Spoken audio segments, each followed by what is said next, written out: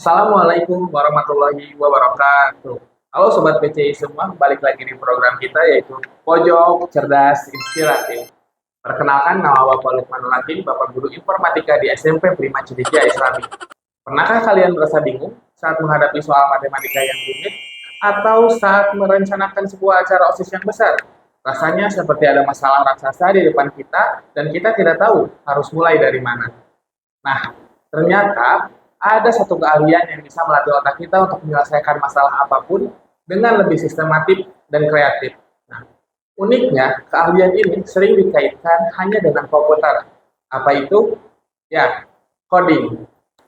Saat mendengar kata coding atau pemrograman, banyak yang langsung berpikir, itu kan engineer, itu membuat aplikasi, atau wah pasti sulit, harus jago matematika. Nah, hari ini kita akan patahkan mitos itu, karena pada dasarnya belajar coding adalah belajar cara berpikir. Coding bukan hanya tentang membuat aplikasi atau website. Ini adalah tentang melatih otak kita untuk menjadi pemecah masalah yang lebih baik.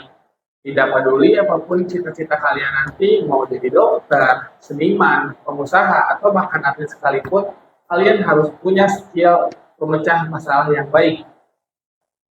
Jadi bagaimana Pak tepatnya coding melatih cara kita berpikir? Ada 3 hal utama. Pertama, memecah masalah atau decomposition. Dalam coding, kita tidak bisa menyelesaikan masalah raksasa sekaligus. Komputer tidak akan mengerti. Kita harus memecahkan masalah menjadi tugas-tugas yang sangat kecil dan spesifik. Ini disebut dengan decomposition. Jadi bayangkan, seperti kalian membangun rumah dari Lego. Kalian tidak langsung membangun satu rumah utuh kan?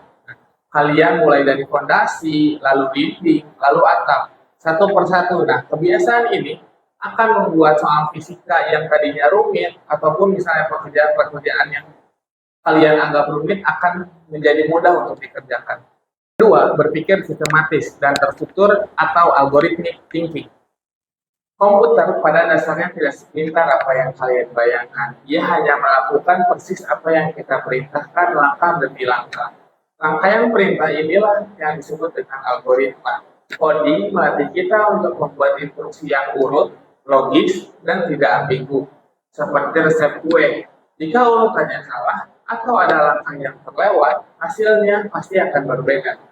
Kemampuan berpikir secara terstruktur ini sangat berguna saat kalian harus menulis laporan, merencanakan jadwal belajar, atau bahkan memberikan instruksi pada rekan kalian. Ketiga, belajar dari kesalahan atau debugging. Nah, tidak ada programmernya ini yang tidak pernah membuat kesalahan. Salah satu bagian terbesar dari proses coding adalah mencari dan memperbaiki error, atau yang biasa disebut dengan debugging. Nah, proses ini melatih kita untuk tidak panik saat gagal. Nah, sebaliknya, kita belajar untuk tenang, menganalisis masalahnya, mencari tahu penyebabnya, dan mencoba solusinya. Nah, ini adalah latihan mental yang luar biasa untuk membangun ketangguhan atau resilience dan kesabaran. Sekarang coba kita lihat pola pikir ini ada di sekitar kita. Pertama, saat mengerjakan proyek kelompok, kalian memecah masalah dengan membagi tugas. Kedua, saat mengikuti resep masakan, kalian mengikuti sebuah algoritma langkah-langkah untuk membuat sesuatu. Terus yang ketiga, saat sepeda kalian rantainya lepas, kalian memperbaikinya. Kalian sedang melakukan proses debugging. Lihat kan, apa kalian sehari, kalian sudah menggunakan cara berpikir seorang programmer. Jadi dengan belajar coding, kalian akan mengasah kemampuan tersebut menjadi lebih baik dan lebih efektif.